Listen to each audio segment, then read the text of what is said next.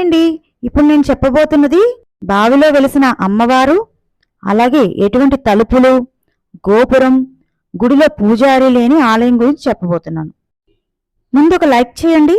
ఇంకా ఎవరైనా సబ్స్క్రైబ్ చేసుకోకపోతే సబ్స్క్రైబ్ చేసి పక్కనే ఉన్న బెల్ ఐకాన్ని ప్రెస్ చేయండి. బెల్ ఐకాన్ ప్రెస్ చేసిన తర్వాత అక్కడ ఆల్ నోటిఫికేషన్స్ అన్ని మీరు ప్రెస్ చేస్తే నేను ఏ వీడియో చేసినా మీకు నోటిఫికేషన్ వస్తుంది. ఈ ఆలయం ఎక్కడ ఉంది అని అనుకుంటున్నారు కదా. ఈ ఆలయం ఆంధ్రప్రదేశ్ రాష్ట్రంలో విశాఖపట్నం జిల్లాలో బురుజుపేటలో ఉంది. స్వయంభూగా వెలిసిన తల్లి, కోరిన వరాలిచ్చే అమృతమూర్తి, విశాఖ ప్రజలకు ఇలవేలుపు, భక్తుల పాలిట కల్పవల్లిగా, అలాగే ఆరోగ్యాన్ని, స్త్రీలకు ఐదవతనాన్ని ప్రసాదించే దేవతామూర్తిగా కొలవబడే శ్రీ కనకమహాలక్ష్మి అమ్మవారి గురించి ఇప్పుడు నేను చెప్పబోతున్నాను. ఈ ఆలయానికి ఓ ప్రత్యేకత ఉంది. ఇతర ఆలయాల తరహాలో ఈ ఆలయానికి పైకప్పు గాని, గోపురం గాని, అలాగే తలుపులు గాని ఉండవు. అంతేకాదు, అమ్మవారికి వామహస్తం అంటే ఎడమ చేయి కూడా ఉండదు. ఈ ఆలయంలోని గర్భాలయంలోకి వెళ్లి భక్తులు నేరుగా అమ్మవారిని తాకి పూజలు చేసుకోవచ్చు. పూజారి ఉండరు. పూజలు చేసుకోవడానికి వచ్చిన భక్తులు ఎవరికి వారే అమ్మవారికి పసుపు కుంకుమలతో పూజ చేసి చీరలు సమర్పిస్తారు. అలాగే భక్తులే స్వయంగా పాలతో అభిషేకం చేయవచ్చు.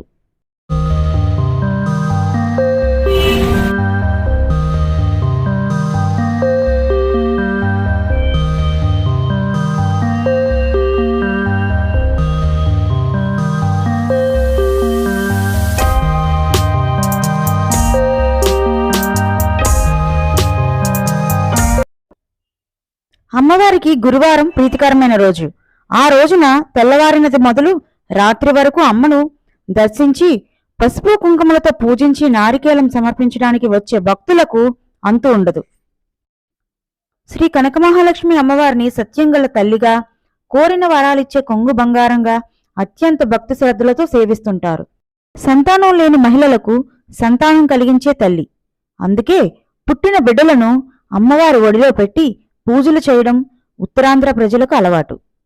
టెంపుల్ టైమింగ్స్ విషయానికి వస్తే ఈ టెంపుల్ 24 అవర్స్ ఓపెన్గానే ఉంటుందండి. క్లీనింగ్ కోసం మాత్రమే ఉదయం 11 నుండి 11:30 వరకు, అలాగే సాయంత్రం 5:30 నుండి 6 గంటల వరకు క్లోజ్ చేస్తారు.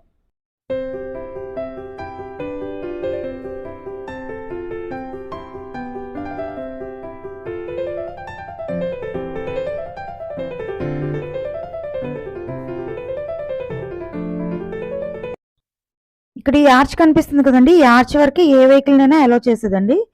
ఆ ఆర్చ్ లోపలికి ఇంకే వెహికల్స్ అలౌ చేయరు. బస్ అయినా మనకి ఇక్కడే ఆగుతుంది, ఆటో కూడా ఇక్కడే ఆగుతుందండి. ఈ ఆర్చ్ లోపల నుండి మనం కొంత దూరం నడవాల్సి ఉంటుందండి.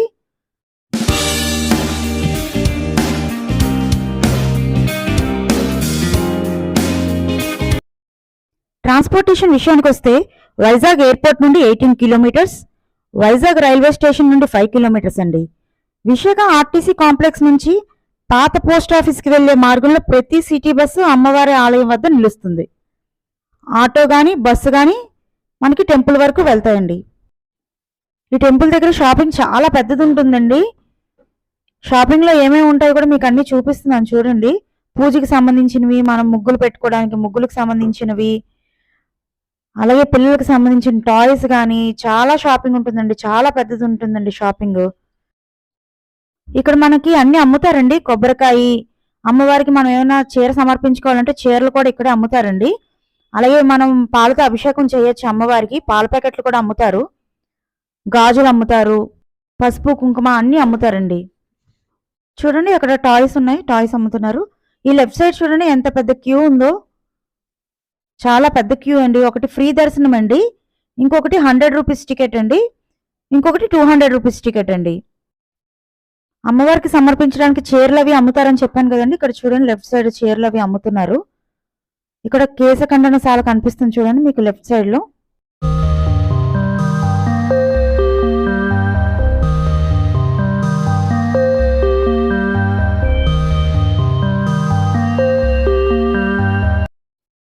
ఇక్కడ మెడికల్ క్యాంప్ కూడా ఉంటుందండి. ఈ లెఫ్ట్ సైడ్ ఈ క్యూ చూడండి, అదంతా ఫ్రీ దర్శనం అండి.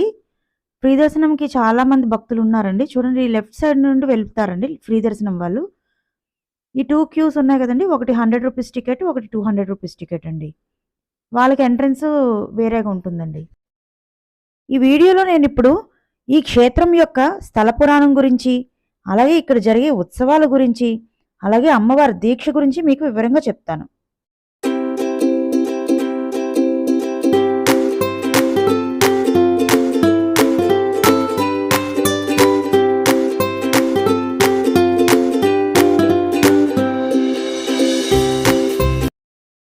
టికెట్ కౌంటర్ లోపలే ఉంటుందండి. క్యూలో కొంత దూరం వెళ్ళిన తర్వాత టికెట్ కౌంటర్ వస్తుంది. ఇదిగోండి చూడండి.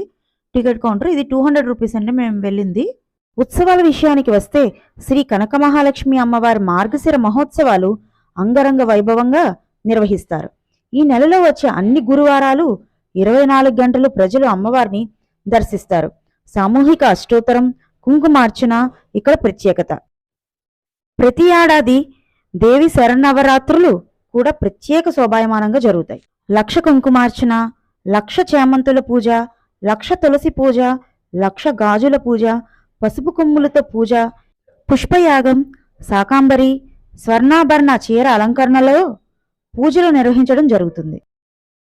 రష్ బాగా ఎక్కువగా ఉన్నప్పుడు మనం నించోలేం కదండి, కూర్చోడానికి అక్కడ బెంచెస్ కూడా ఏర్పాటు చేశారు. శ్రావణ మాసం నెల రోజుల పాటు కుంకుమ పూజలు జరుపుతారు. శ్రావణ మాసం నెల రోజులు సుమారు 5,000 మంది దంపతులు ఈ కుంకుమ పూజలో పాల్గొంటారు. తిరుపతిలో మాదిరిగానే ఇక్కడ కూడా అమ్మవారికి అష్టదళ సువర్ణ పద్మారాధన జరుగుతుంది. ఇది గర్భగుడిలోకి ఎంట్రన్స్ అండి. పైకప్పు చూడండి, అంతా ఓపెన్గా ఉంది. ఆలయానికి ఎటువంటి గోపురం లేదు చూడండి. ఈ గుడికి పైకప్పు కట్టడానికి జరిగిన ప్రయత్నాలు సఫలం కాలేదు. అంటే అమ్మకు అది ఇష్టం లేదని గ్రహించి ఆ తర్వాత ఆ ప్రయత్నాలను విరమించారు.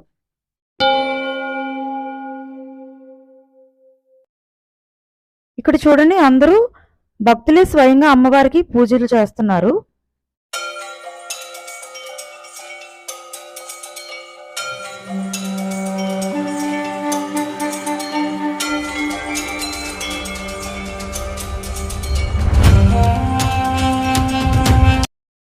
మనమే స్వయంగా పసుపు కుంకుమ సమర్పించుకోవచ్చండి.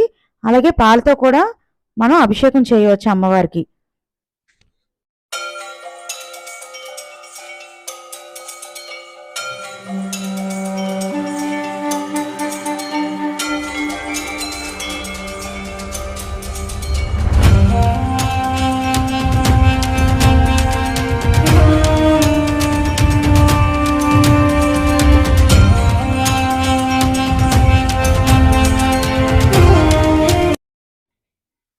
అయ్యప్ప మాల, కనకదుర్గమాల ఉన్నట్టుగానే శ్రీ కనకమహాలక్ష్మి మాత కరుణకు కూడా మాలాధారణ దీక్ష ఉంది. అమ్మకు ఇష్టమైన మార్గశిర మాసంలో ఈ మాలాధారణ దీక్ష పాటిస్తారు. దీక్ష చేపట్టిన భక్తులు ఆకుపచ్చ వస్త్రాలు ధరించి ఆకుపచ్చని మాలలను వేసుకుంటారు. కార్తీక శుద్ధ ఏకాదశి నుండి పుష్య శుద్ధ పాడ్యమి వరకు దీక్షను పాటించవచ్చు. దీక్ష ప్రారంభం రోజున గురుమాతచే ఆలయంలో ఆకుపచ్చ వస్త్రాలు ధరించి అమ్మవారికి కుంకుమ పూజ చేయాలి. దీక్ష విరమించే వరకు నిత్యం 2 పూటలా తలకు స్నానమాచరించి కుంకుమ పూజ చేయాలి. దీక్షా సమయంలో బ్రహ్మచర్యం పాటిస్తూ మాంసాహారం, మత్తు పానీయాలు, ధూమపానానికి దూరంగా ఉండాలి. పాదరక్షలు ధరించకూడదు. ఒక్కపూటే భోజనం చేయాలి.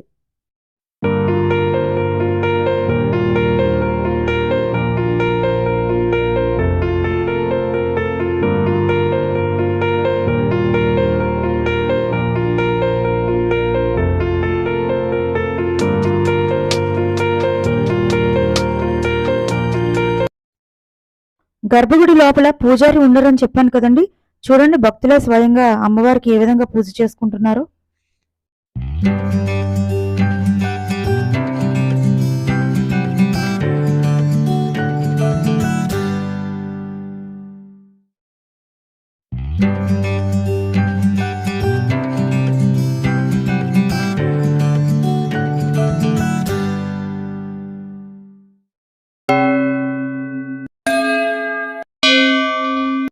పైన చుట్టూ అష్టలక్ష్ములు ఉన్నారు చూడండి.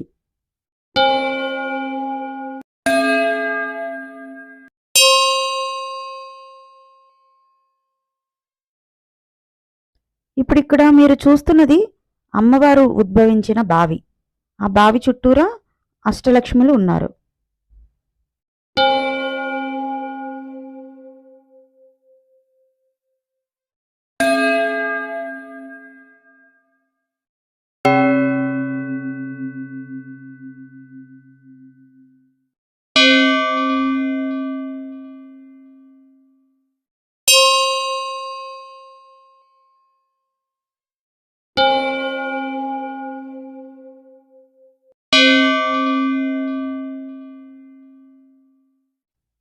అమ్మవారు ఉద్భవించిన బావి.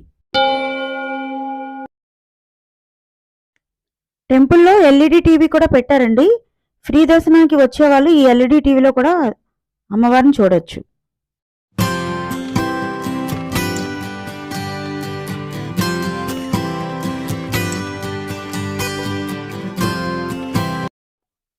ఇప్పుడు నేను ఈ ఆలయం యొక్క స్థల పురాణం గురించి చెప్తున్నాను. శ్రీ కనక మహాలక్ష్మి అమ్మవారు ఈ ప్రాంతాన్ని పాలించిన విశాఖ రాజుల ఇలవేలుపు.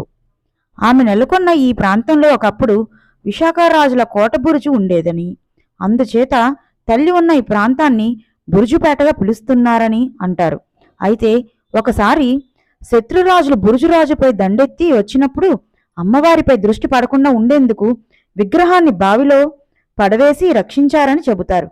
బావిలో ఉన్న అమ్మవారు భక్తులకు కలలో ప్రత్యక్షమై తనను బావి నుంచి బయటకు తీసి ఎలాంటి పైకప్పు తలుపులు లేకుండా ప్రతిష్ఠించాలని కోరడం వల్లే ఆలయానికి పైకప్పు నిర్మించలేదని చెబుతుంటారు. మరొక కథనం ప్రకారం కలియుగ ఆరంభంలో సద్గుణ సంపన్నుడైన ఒక బ్రాహ్మణుడు దైవ సాన్నిధ్యం పొందాలన్న కోరికతో కాశీకి ప్రయాణమై విశాఖ తీరం వెంబడి నడుస్తూ బురుజుపేట చేరుకున్నాడు. పూజా కార్యక్రమాలు నిర్వహించుకోవడానికి ప్రస్తుత అమ్మవారి క్షేత్రం వద్ద గల బావిలో స్నానమాచరించి సూర్యునికి ఆర్ఘ్యం ఇస్తుండగా అమ్మవారి వాణి వినిపించింది. కలియుగ భక్తుల కోరికలు తీర్చడానికి తాను వెలిసానని, బావిలో ఉన్న తనను బయటకు తీసి ప్రతిష్ఠించమని అమ్మ కోరింది. కాని బ్రాహ్మణుడు తాను కాశీకి వెళ్తున్నానని మన్నించాలని ప్రాధేయపడతాడు. ఆగ్రహానికి గురైన అమ్మవారు తన వామహస్తంలోని అంటే ఎడమ చెయ్యిలోని పరిగా అనే ఆయుధంతో బ్రాహ్మణుడిని సంహరించేందుకు సిద్ధమవుతుంది. దీంతో బ్రాహ్మణుడు శివుడిని ప్రార్థిస్తాడు. శివుడు విషయాన్ని గ్రహించి అమ్మవారి వామహస్తాన్ని మోచేతి పై వరకు ఖండించి శాంతింపచేస్తాడు. కనకమహాలక్ష్మిగా భక్తులను అనుగ్రహించాలని ఆదేశిస్తాడు. అందుకే ఈ ఆలయంలో అమ్మవారికి వామహస్తం ఉండదు. అమ్మవారి విగ్రహం రహదారి మధ్యలో ప్రతిష్ఠించబడి ఉంది. స్థానిక కథనం ప్రకారం 1912లో రహదారిని విస్తరించడానికి విశాఖ మున్సిపల్ అధికారులు శ్రీ కనకమహాలక్ష్మి అమ్మవారి విగ్రహాన్ని 30 అడుగులు పక్కకు జరిపారు.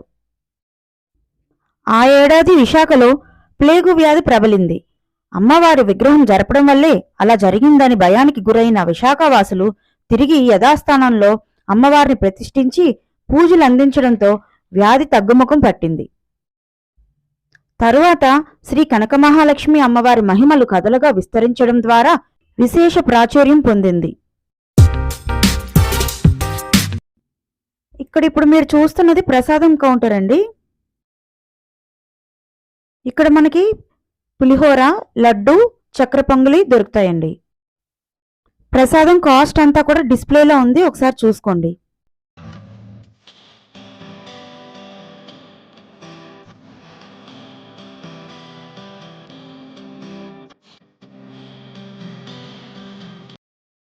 అమ్మవారి దీక్ష తీసుకున్నవారు ఈ విధంగా గ్రీన్ కలర్ డ్రెస్ వేసుకుంటారండి. ఇక్కడ మీరు ఇప్పుడు చూస్తున్నది నిత్య అన్నదాన సత్రం అండి. ఇక్కడ నిత్యం అన్నదానం జరుగుతుంది. టెంపుల్ బయటికి వచ్చేసామండి.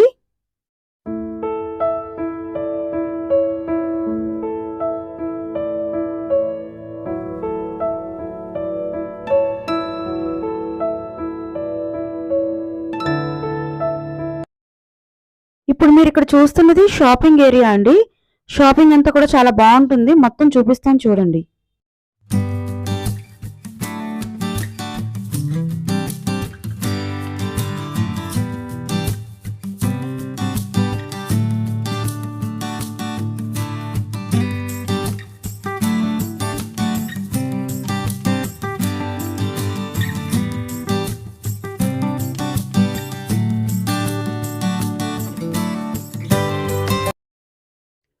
టెంపుల్ నుండి బయటికి వచ్చాక లెఫ్ట్ సైడ్కి మనకి శ్రీ చింతామణి గణపతి ఆలయం కనిపిస్తుందండి.